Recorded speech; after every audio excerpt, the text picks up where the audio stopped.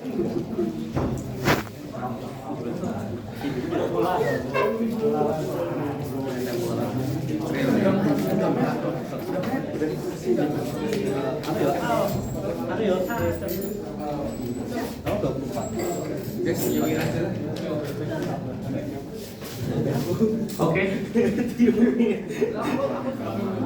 sudah ready? Ya, oke. Kita masuk ke sesi 2 ya.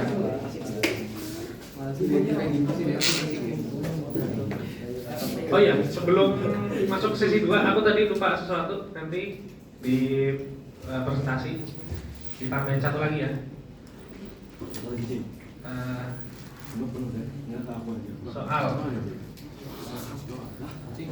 Soal itu maksudnya audiens disuruh ngerjain soal. Ini nggak? Saya kayak tebak-tebakan gitu. Kayak kabut atau apapun lah ya. Foto ini korek. Tahu nggak? Aku foto ini tahu nggak? Foto ini kan? Mau foto ini?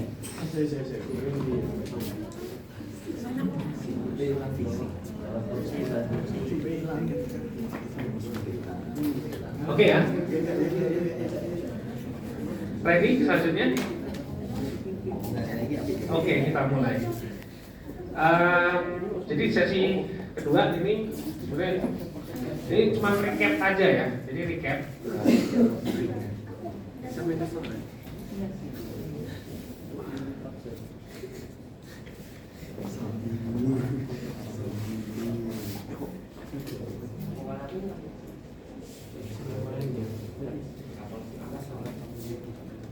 Ya, jadi recap tentang fungsi matematika yang mungkin dulu udah pernah dipelajari di SMA ataupun di matematika.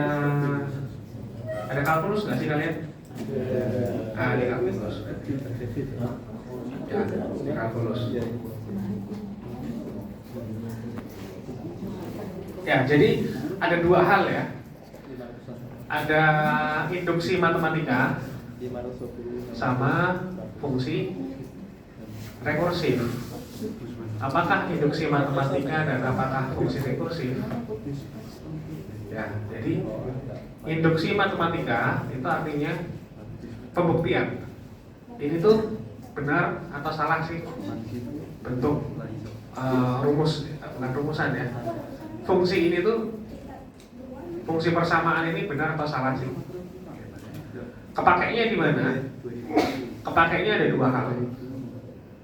Yang pertama, nanti ketika kalian membuat program itu untuk pembuktian benar atau salah, maksudnya di if else, itu kepakai.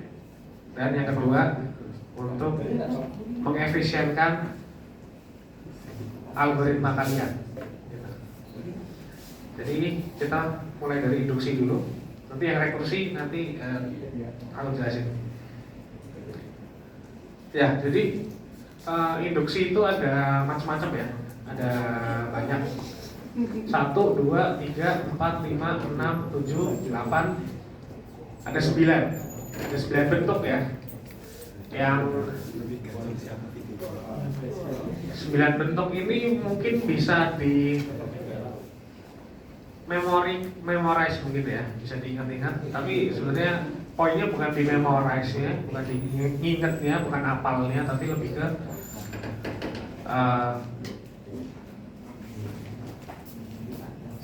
oh ternyata kalau bentuknya seperti ini bisa aku sederhanakan jadi seperti itu gitu. Oke, jadi kalau kalian nemu, oh aku menemukan pola kasus ini itu polanya seperti ini. Kalau pola kasus ini seperti ini, aku bisa disederhanakan dengan salah satu teknik 9 di salah satu dari 9 teknik di sini, gitu ya. Oke, kita mulai dari linear. linearity.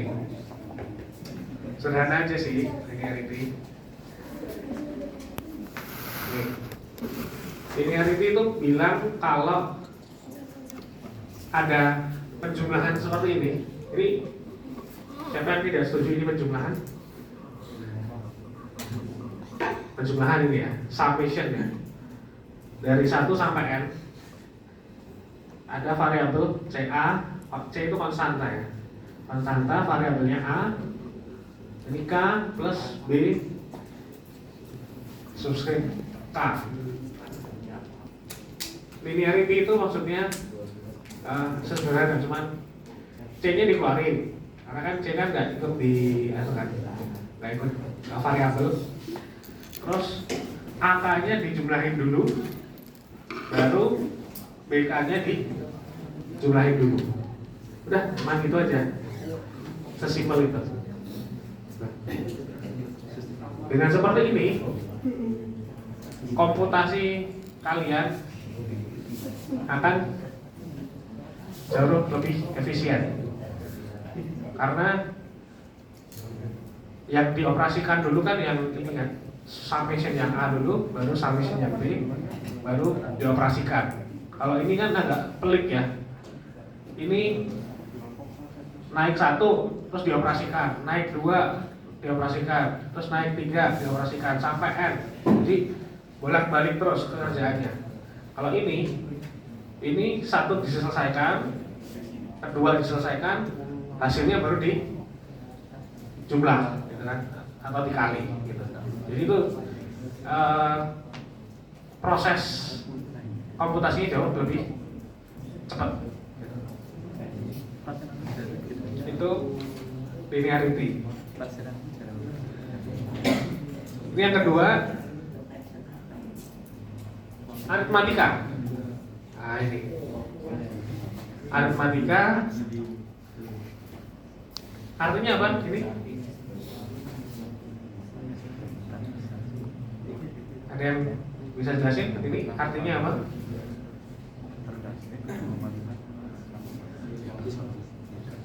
Diapain dia? K-nya diapain?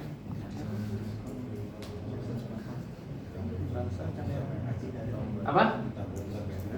Dijumlahin dari 1 sampai N gitu ya. Mas setuju ya? Ini kan 1 tambah 2 tambah 3 tambah 4 tambah berapapun sampai nilai N-nya gitu ya. Kalau N-nya 1 ya berarti 1 tambah habis gitu kan. Kalau N-nya 2 berarti 1 tambah 2. Kalau N-nya 3 1 tambah 2 tambah 3. Nah, ini bisa disederhanakan dengan fungsi aritmatika. Fungsi aritmatikanya kayak gimana? Seperti yang di bawah ini. Instead of kita menjumlahkan 1 sampai N, kita bikin aja nih komputasinya ada ini 1 penjumlahan, 1 kali penjumlahan ya kan, 1 perkalian ya kan, kemudian ada 1 apa ini pembagian. Jadi pengoperasiannya cuma 3 kali, ngejumlah, mengalikan, terus membagi. Udah selesai. Kalau ini kan menjumlah terus 1, 2, 3, 4, 5, 6, 7, 8, 9, 10 gitu kan. Ini komputasinya sejumlah N, jadi N-nya berapa ya udah itu banyak. Kalau ini cuma 3 kali aja. Mau N-nya 1 juta gitu kan, jadi udah cuma operasinya 3 kali aja. 1 juta tambah 1, terus 1 juta tambah 1 juta 1, terus dibagi 2, udah selesai. Komputasi jadi jauh lebih ringkas, gitu ya. Ini ngecip kedua, lanjut lagi ya. Ini adalah square and cubes. Square and cube apa? Kuadrat dan kubik ya. Kalau kuadrat itu berarti kayak gini. Singkatnya kayak gini. Ini kan n plus 1 itu kan kayak yang tadi ya. Terus ditambahin lagi nih, kali 2n plus 1 per 6. Kalau kubik kayak gitu. Daripada kalian k pangkat 0 ditambah k pangkat 1 tambah k pangkat 2. Oh sorry, kebalik. Dari dibandingkan 0 pangkat 2, 1 pangkat 2 ditambah 3 pangkat 2 ditambah berapa lagi? 4 pangkat 2. Itu kan menghitungnya kan berkali-kali ya. Berkali-kali banget menghitungnya. Daripada menghitung berkali-kali itu, kita mending pakai gini aja. Ini berapa kali operasi nih? Pertama 2n, ya kan, perkalian nih. Terus habis itu penjumlahan. Jadi kan udah ada 2 operasi. Terus ini penjumlahan 3 operasi, ya kan? Terus ini dikali ini dikali ini 3 operasi. Jadi ada 6 operasi. 6 operasi dibagi 6, 7 operasi. Udah selesai. M-nya ini mau beribu-ribu, 341 gitu misalnya. Operasinya juga cuma 6 kali aja. Gitu. Kubik sama. Ini 1 operasi, ya kan? Ini 1 operasi juga. Kuadrat kan perkalian kan? Ini 1 operasi. Ini 1 operasi, berarti ada 3 operasi. N kuadrat kali yang ini, jadi 1 operasi lagi, berarti ada berapa nih? 1, 2, 3, 4 operasi. Pembagian 5 operasi, sudah kelar. Daripada 0 pangkat 1, 0 pangkat 3, 1 pangkat 3, 2 pangkat 3, 3 pangkat 3, 4 pangkat 3, itu kan panjang. Nah, ini ngecit ketiga.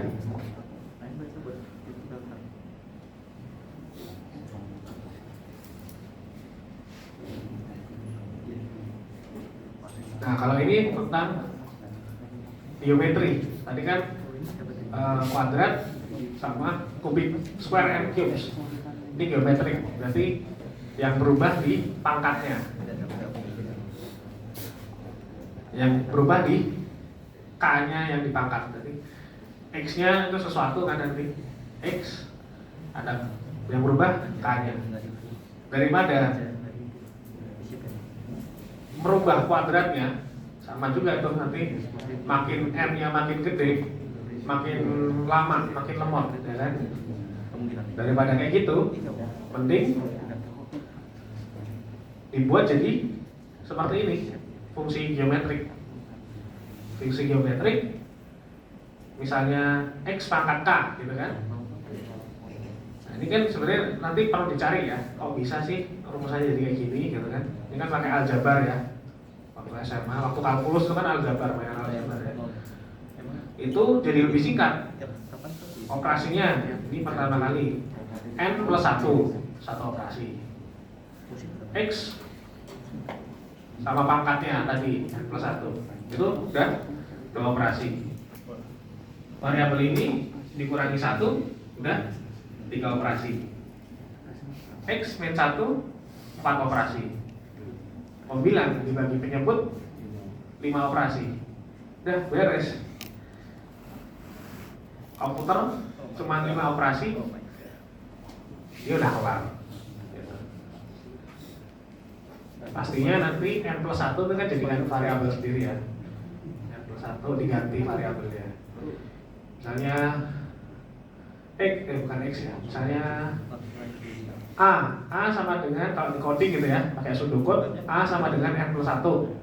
Terus x pangkat A gitu kan. Berarti kan x pangkat n plus 1 gitu kan.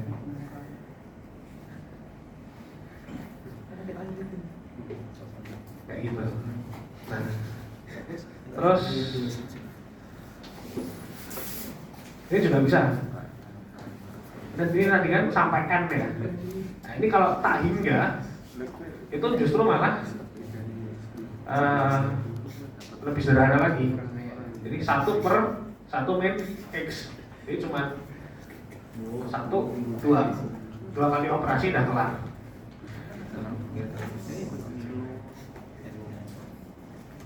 Jadi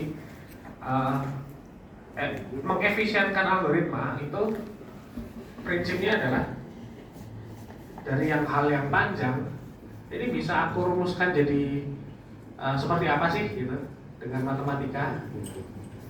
Contohnya beberapa contoh tadi ya, salah satunya juga ini. Makanya kita cukup banyak mainan aljabar nanti. Terus ada juga bentuk harmonic series. Masih ingat series itu apa? Drakor. Series itu deret.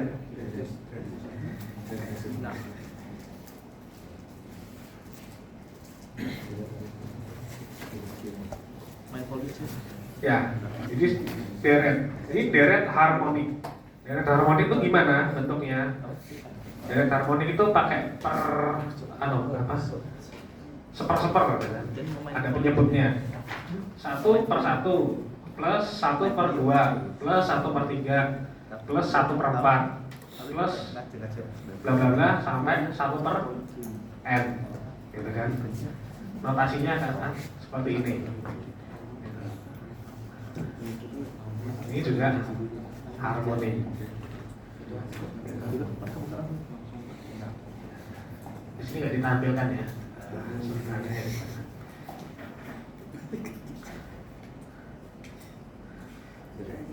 Nah, ini juga integrasi, integral dan turunan, integrate and differentiate.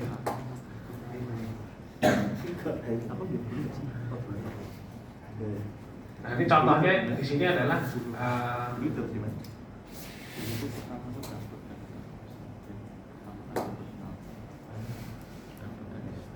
ini ada bentuk seperti ini, K0 sampai infinite, fungsinya adalah K X pangkat K. Itu kalau kita sederhanakan jadi X per 1 min X kuadrat. Ini kalau kita turunkan nanti ini dapat dari turunannya, kita turunkan jadinya ini kita jabarkan panjang gitu kan, terus kita turunkan jadinya ini, terus kita integrasikan lagi gitu ya. Tapi itu intinya adalah bentuk sederhananya.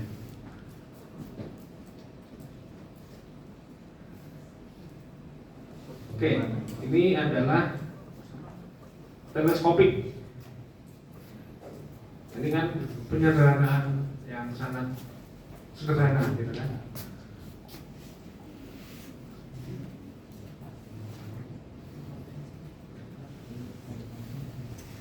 Intinya adalah kalau teman-teman dapat variabel yang seperti ini, AK min 1,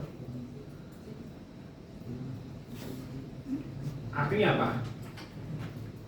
A sekarang dikurangi A sebelumnya, gitu kan? Misalnya 1 sampai N.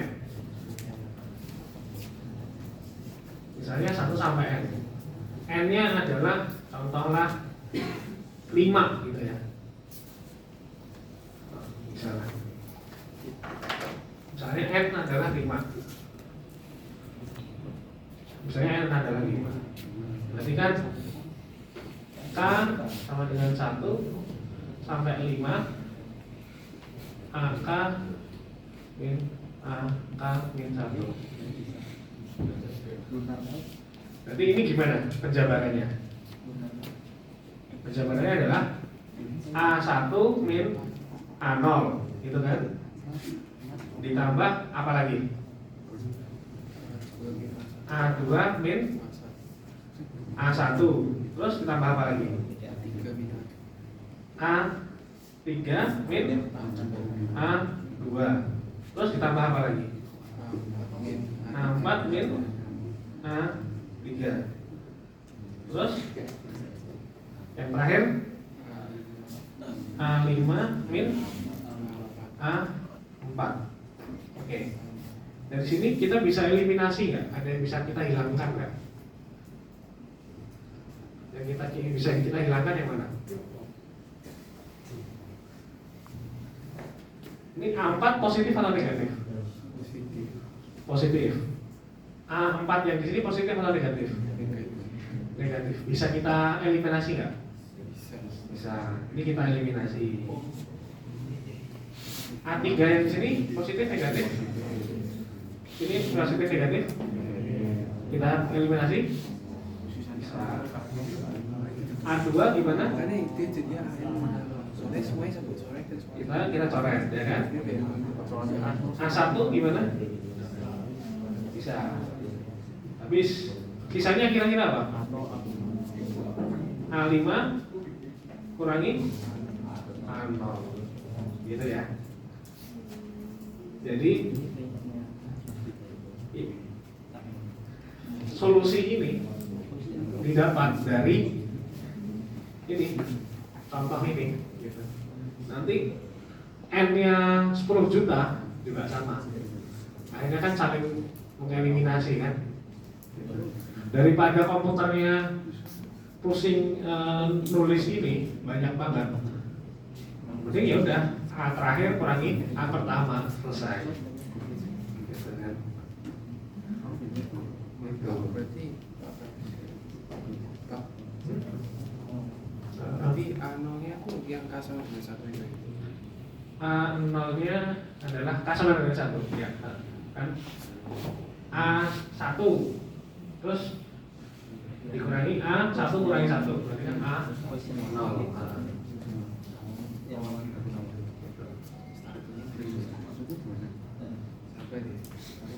Nah, yang bawah ini dengan proses yang sama hasilnya adalah ini. Nah, itu namanya adalah deret teleskopik. Nah, ini kan kalau misalnya kita bandingkan komputasinya ini kan panjang banget ya. Kalau mau ngitung sampai 5 aja harus 1, 2, 3, 1. Operasinya ada berapa nih? 1, 2, 3, 4, 5, 6, 7, 8, 9. Ada 9 operasi. Jadi 2N min 1 kan 9 operasi. Sedangkan ini operasinya cuma ada 1 aja. Jauh banget kan. Apalagi kalau misalnya 10, berarti kalau 2N min 1 berarti berapa? 19 kali dibanding 1. Ya kan? Nungguin 9 kali putaran sama 1 putaran kan pasti jauh lebih cepat 1 putaran. Mau sekecil apapun prosesornya.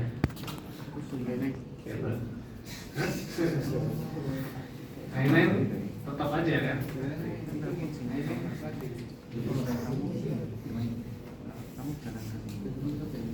Nah, ini juga kalau ini lebih ke ini ya, apa namanya? Penyederhanaan variabel. Jadi kalau teman-teman punya summation-nya seperti ini, jadi A subskripnya N min K, ya kan? Sedangkan N-nya itu adalah batas akhir, K-nya itu batas awal. Daripada susah, ini kan susah nih, ada operasi lagi nih, ada 1 operasi lagi kan, harus mengoperasi N min K, N min K, N min K terus, ya kan? Misalnya dari 0, ini yang 5 kurangi 0 berapa? 5 kurangi 0, 5. Terus step selanjutnya 5 kurangi 1, 4. 5 kurangi berapa? 5 kurangi 2, 3, 2, 1. Kan penghitungannya kan berlapis gitu kan. Mending N min K itu kita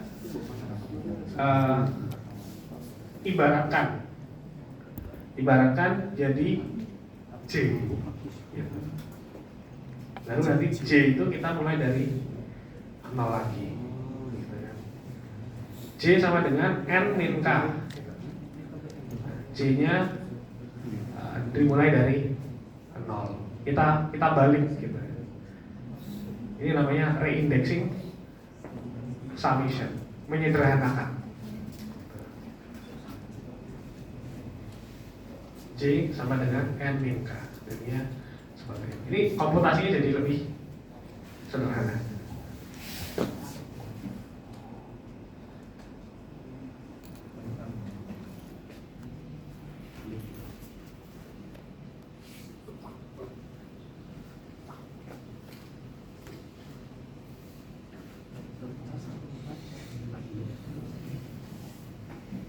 Nah,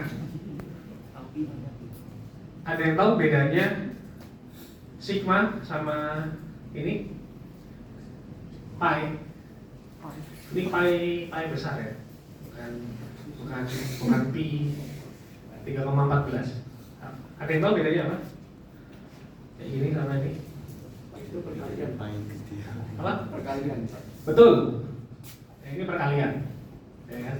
Jadi ini A kali AK kali, jadi kalau saya ada satu ya, A1 kali A2 kali A3 kali A4 kali A5 gitu. Ini produk tuh ini maksudnya. Gitu ya. Nah ini bisa juga perkalian itu kan lebih mahal daripada penjumlahan ya. Kalau di komputasi lebih kompleks, lebih sulit. Karena perkalian itu lebih sulit, bisa nggak kita ubah jadi penjumlahan, gitu kan? Nah, di dalam kasus ini, di dalam kasus log dan n sama dengan 0, ya kan? Kita bisa sejajarkan log produk dari AK itu kita bisa samakan dengan penjumlahan dari log A. Kayak gitu.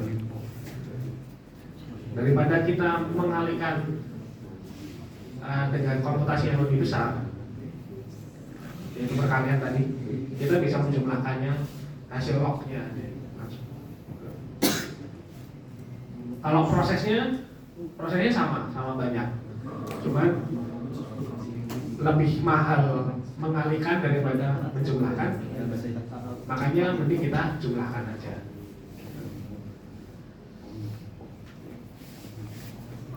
Oke, itu tentang produknya.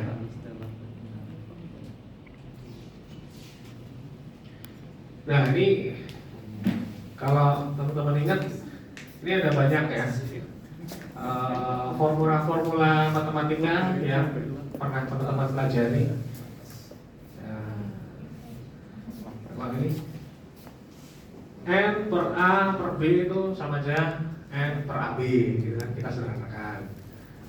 A pangkat 0 itu pasti 1, a pangkat 1 pasti a pangkat min 1 berarti seperti A pangkat M pangkat N itu sama dengan A pangkat MN, gitu kan? Nah, dan seterusnya. Jadi maksudnya ini adalah daripada nulis yang kiri, gitu kan? Yang kiri ini kan jauh lebih kompleks, mending nulis yang kanan, gitu, di dalam komputasi. Kenapa kok gitu? Karena contoh ini perpangkatan.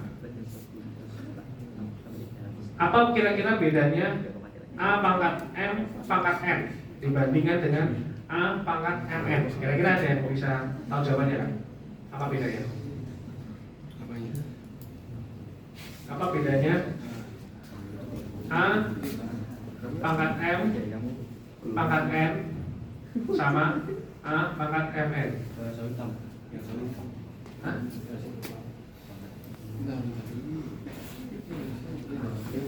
Apa kira-kira bedanya? Apa kira-kira bedanya? Dikurung dikali kalau Enggak nih, pangkatnya sampai pangkatnya las enggak ya?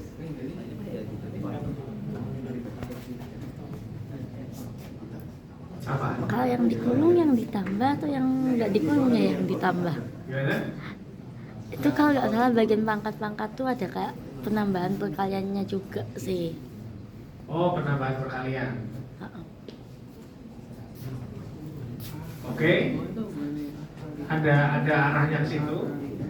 Tapi belum tepat banget. Gimana?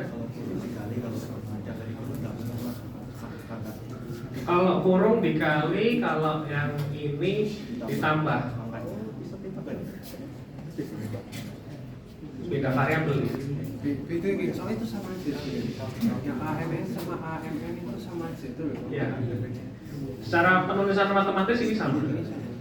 Tapi ada bedanya. Oh, bisa dibedain ya. Kasih mau jawab nih. Cara Apa? Kira-kira apa? Apa yang beda dari dua ini? Jadi secara matematis kita sama menghitungnya. Kita matematika pakai kertas ini sama. Ayo, Budi. Harusnya kalau di komputer A pangkat M di pangkat N itu lebih ekspensif Pak. Soalnya kan dia ngitung A pangkat M terus ngelakuin operasi yang sama ke N-nya juga.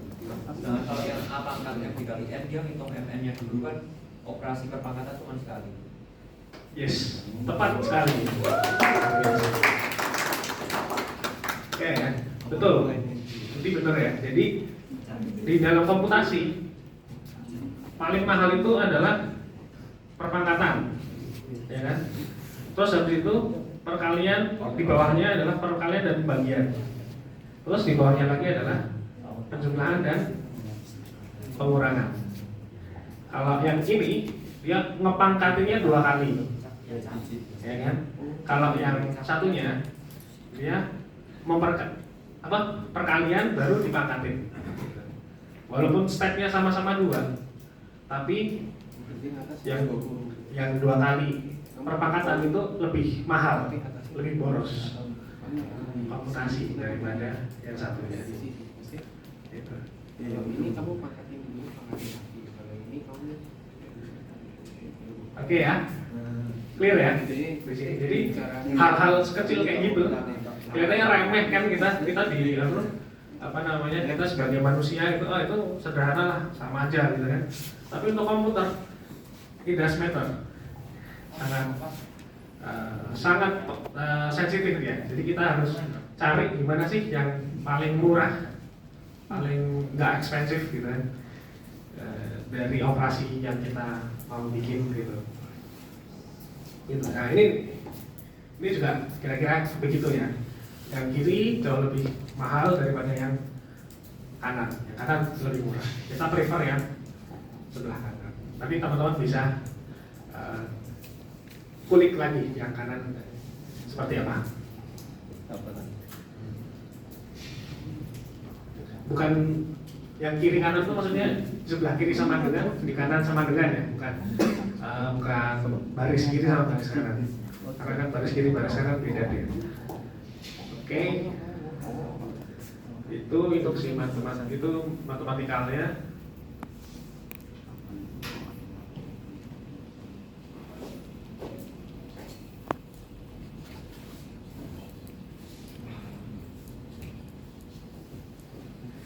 Nah, ini tentang induksi. Nah, ini kalau tadi kan kita bahas tentang mana yang lebih sederhana. Ini tentang induksi yang kita bicarakan tentang pembuktian true or false, gitu kan? True or false. Jadi intinya adalah apa yang dilakukan dalam induksi itu adalah pembuktian fungsi itu benar, gitu kan? Itu nomor 1. Fungsi itu benar gimana caranya? Dengan dikasih variabel 1, gitu kan? Kalau dikasih variabel 1 benar, lanjut. dikasih variabel n, apakah itu benar? Gitu kan? Kalau itu sudah benar, lanjut dikasih variabel n plus 1, ya kan? Kalau itu benar, berarti kita bisa tarik kesimpulan bahwa fungsi itu persamaan yang kanan sama kiri tadi ya, itu benar, gitu ya. Cuman kalau misalnya tidak, dengan 3 langkah ini tidak terbukti, berarti kita harus cari fungsi yang lebih tepat, gitu ya. Fungsi sederhana yang lebih tepat. Intinya ini adalah teman-teman harus mencari alternatif supaya ini lebih murah, gitu kan. Kan seperti teman-teman dagang gitu kan, pasti kan cari yang jual yang lebih murah, ya. Pasti cari yang jual lebih murah kan, supaya apa? Supaya cuan, gitu kan. Ini juga sama. Ini buktinya 3 kali, dikasih variabelnya itu pertama 1 masuk, kalau benar berarti lanjut, kalau salah berarti cari lagi, dikasih variabel n kalau benar berarti lanjut, dikasih n plus 1, kayak gitu. Itu untuk mengujinya.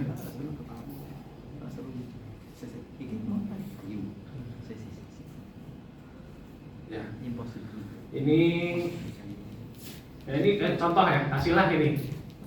Kita membuktikan I sama dengan 1 sampai N, fungsi I dijumlahkan itu akan sama dengan N kali N plus 1 dibagi 2, gitu kan. Ini yang aritmatik yang pertama tadi. Pembuktiannya adalah ini, N-nya kita masukkan 1. Jadi kan 1 ditambah 1 plus 1 per 2. Hasilnya benar kan? Benar kan?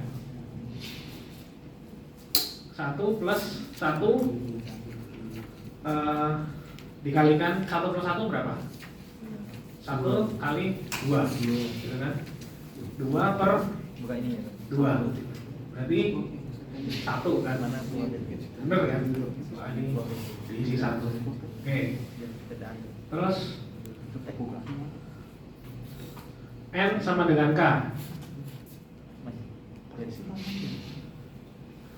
Ini mungkin maksudnya I ya. N sama dengan I. Kalau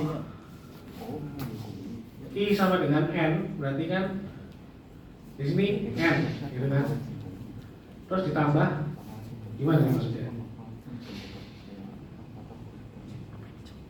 Oh N-nya yang sama dengan K, berarti yang atas. 1 sampai K, gitu kan?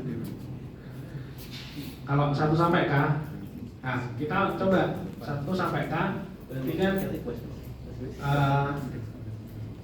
1 ditambah 2 tambah 3 sampai K, gitu kan? Jadi nanti dicocokkan hasilnya sama dengan ini enggak? Kalau ini N-nya jadi sama dengan K. K kali K plus 1 per 2, gitu. Terus selanjutnya N sama dengan K plus 1, berarti N ini jadi K plus 1, N ini juga K plus 1. Nanti ini kita sederhanakan, sama nggak hasilnya ketika ini kita masukkan ke dalam N yang di sini. Sebenarnya cuma gitu aja sih untuk pembuktian.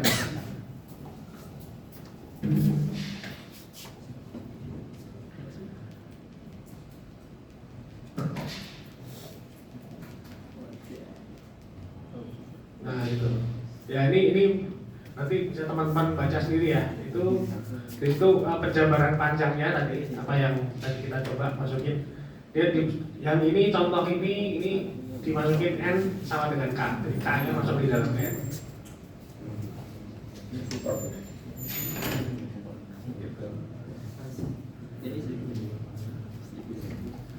Jadi kira-kira itulah induksi matematika. Jadi induksi matematika itu adalah mencari persamaan yang lebih sederhana, lebih murah. Operasinya lebih sedikit, kalau bisa degree of operation-nya juga lebih murah. Jadi penjumlahan dan pengurangan aja. Nah, selanjutnya ini adalah fungsi rekursi. Ada yang tahu rekursi? Apa? rekursi itu di Pengulangan. Ya. Kalau di mata kuliah kemarin apa? Apa? Algobro apa? Rekursi itu gimana isinya? ulang sampai base case. Diulang sampai terpenuhi. Iya, mencapai base case. Sampai mencapai base case-nya. Oke. Nah, rekursi, fungsi rekursi ini banyak dipakai di dalam pemrograman, gitu kan. Nah, faktanya fungsi rekursi ini adalah fungsi yang paling mahal setelah operasi-operasi matematika ini, ya kan? Jadi untuk sum tadi, sum itu kan A tambah B tambah C tambah C, itu kan rekursi kan, diulangi terus kan, diulangi terus. Itu jauh lebih mahal daripada perpangkatan. Gitu.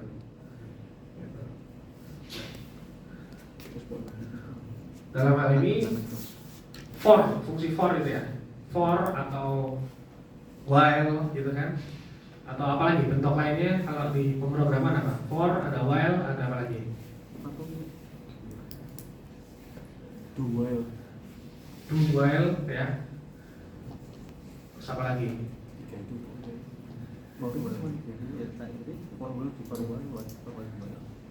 Ya, dan teman-temannya ya. Nah, itu lebih mahal daripada ini apa namanya perpangkatan. Kenapa kok lebih mahal? Karena kita harus melakukan itu berulang-ulang kali kan, berulang-ulang kali. Kalau perpangkatan mungkin sekali aja, tapi memang dia besar. Tapi walaupun dia itu adalah penjumlahan, kalau dilakukan berulang-ulang kali, itu kan pasti lebih mahal kan. Nah, oleh karena itu ada alternatifnya, gimana caranya lebih irit gitu kan. Nah ini jadi ada beberapa term ya di dalam pemrograman. Yang pertama ada prosedur, ada sub, ada function. Fungsi tentu pasti sudah familiar ya. Terus ada juga yang namanya modul. Nah, ada yang tahu modul itu apa? Nama lainnya modul di dalam pemrograman. Function. Function itu oh ya bisa juga sih sebenarnya. Function. Ada yang lebih, ada nama lainnya lagi nggak? Betul. Library. Ya, jadi modul itu kayak library, package, apalagi include gitu kan? Itu namanya modul. Di dalam modul itu ada beberapa istilah ya. Yang pertama adalah main program, ya maksudnya program utama. Terus other modul itu maksudnya modul yang lain. Ini maksudnya apa? Maksudnya kamu bisa memanggil modul lain di dalam modul yang kamu bikin, ya kan? Kamu bikin library nih, kamu bisa manggil library lain kan? Gitu. Ada juga the module itself, maksudnya kamu bikin modul, di dalam modul itu atau library itu, kamu manggil dirimu sendiri, memanggil librarymu sendiri. Kamu misalnya punya library atau modul namanya jumlah, int jumlah misalnya. Terus ini ada sesuatunya gitu. Di dalam sesuatu ini itu ada jumlah juga. Kamu manggil dirimu sendiri, itu juga bisa. Dan terus ini ada komunikasi, ada parameter, ada value, ada referensi. Jadi ini ada beberapa istilah itu. Nah,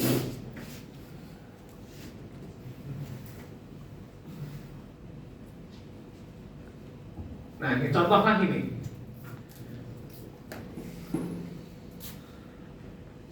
Soal tentang faktorial. N faktorial, ya kan? Kalau N faktorial itu N-nya 0, berarti hasilnya adalah 1. Kalau 1 faktorial hasilnya adalah 1 juga. 2 faktorial hasilnya adalah 2 kali 1. 3 faktorial hasilnya adalah 3 kali 2 kali 1, 6. 4 faktorial 4 kali 3 faktorial, dan seterusnya, gitu kan. Nah,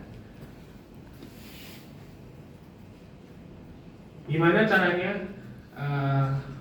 menggunakan rekursi, gitu kan. Ada bisa 2 cara. Cara yang mahal itu yang biasa, itu seperti yang teman-teman udah pelajari, pakai yang namanya for atau while atau do while, gitu kan. Gimana caranya?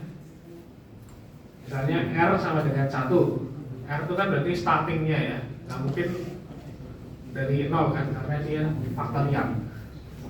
For I sama dengan 1 sampai N, lakukanlah R sama dengan R kali I. Ini kan rekursi ya.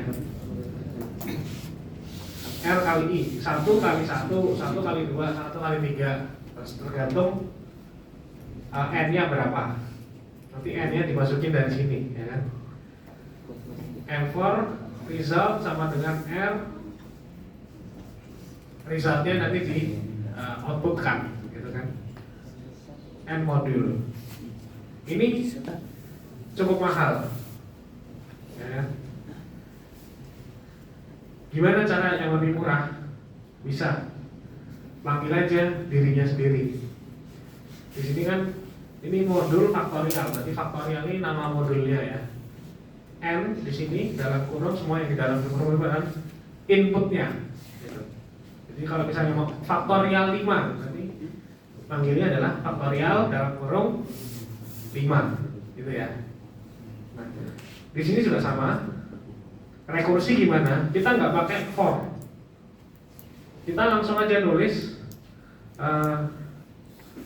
apa yang mau kita operasikan, yaitu perkalian kan. Jadi gini, modul, nama modulnya yaitu faktorial, kemudian ada N ini inputnya. Terus kita cek dulu, kalau N kurang dari sama dengan 1, hasilnya adalah 1. Kenapa? Karena faktorialnya 0 itu hasilnya 1. Kalau bukan 0, berarti 1 atau lebih, gitu kan. Dia langsung kita kalikan aja resultnya sama dengan N-nya itu, ya kan. N itu kan berarti misalnya kita faktorial 5, berarti N-nya 5, dikalikan dengan faktorial sebelumnya. Faktorial itu apa? Faktorial ini tipe ya. Jadi ini harusnya sama dengan ini tulisannya. Ini tuh manggil modul itu sendiri. Jadi dia manggil diri sendiri sebenarnya. Gitu. Dia manggil diri sendiri. Jadi 5 dikali faktorial 5 kurang 1. 5 kurang 1 berapa? 4. 5 kali 4, gitu kan? Tapi di dalam faktorial sendiri, dia kan ketika nyari faktorial 4, dia pasti akan mencari juga faktorial 3, ya kan? Nangkep kan?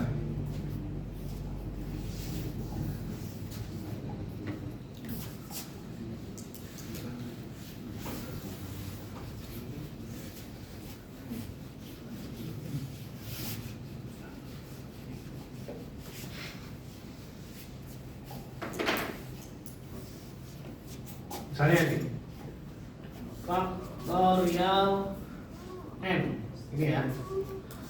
Kalau n sama dengan 0 berarti apa itu? Resultnya langsung 1. Kalau else berarti dia apa? Result sama dengan n kali faktorial n min 1. Itu ya. Apa yang terjadi di sini ketika kita kasih n sama dengan 5? N sama dengan 5. Apa yang terjadi di result? Result sama dengan, ya kan, n. N-nya berapa? N-nya berapa? Berapa? Ya. N-nya berapa? Enggak. N-nya berapa? 5. Ya kan? Terus faktorial n min 1. Berarti dia manggil dirinya sendiri. Inputnya adalah n min 1. Berarti berapa? Adalah 4. 4 masukin ke sini lagi, ya kan? Berarti di sini ada 4 lagi. Kita kan 4 terus masuk ke sini lagi kan? Terus habis itu di sini n-nya itu masuk ke sini lagi. Ini n dikalikan faktorial lagi kan? Berarti kan di sini harus dikalikan lagi sama panggilan ini, ya kan? Terus oke, kita panggil lagi faktorial n min 1. N yang di sini tadi berubah jadi 4, berarti n yang di sini jadi 3, ya kan? 3 kita masukkan sini lagi, masuk sini, n-nya jadi berapa?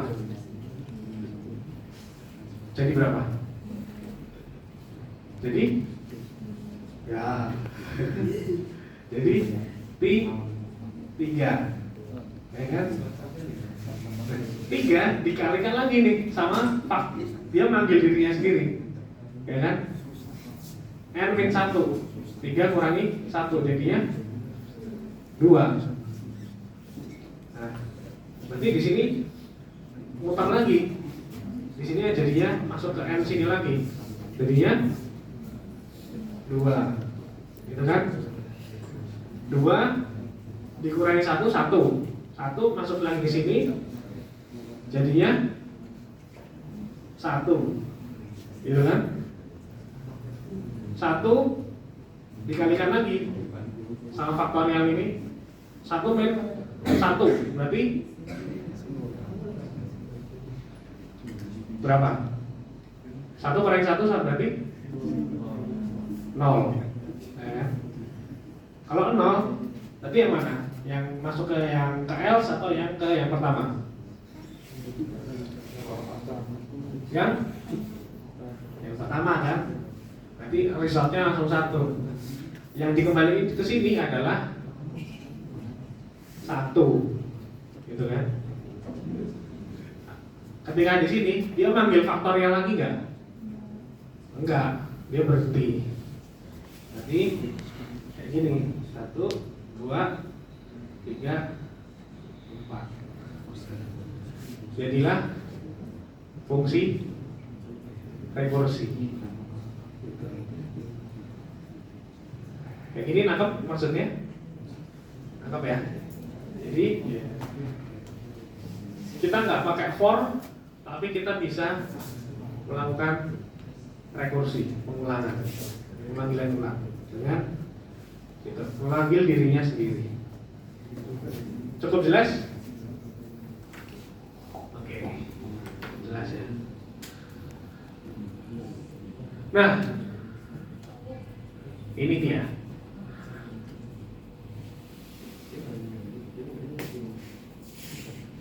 Kekurangannya rekursi adalah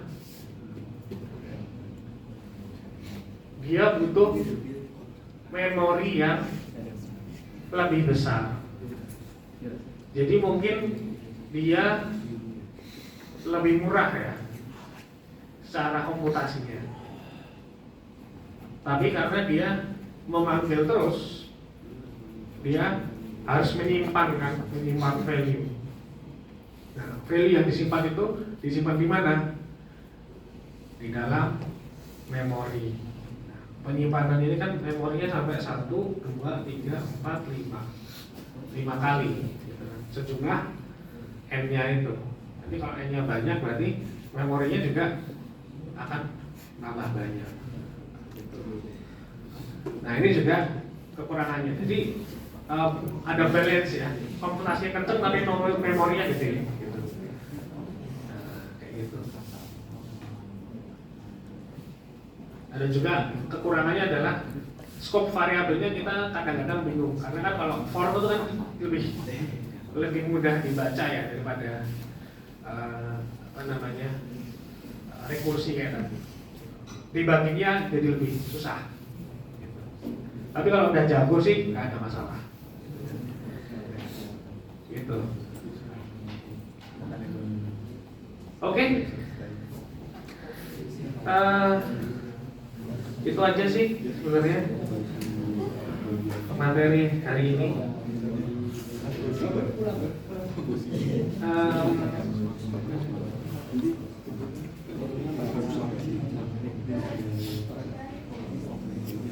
Sebenarnya udah selesai. Mau nyoba kerjain ini?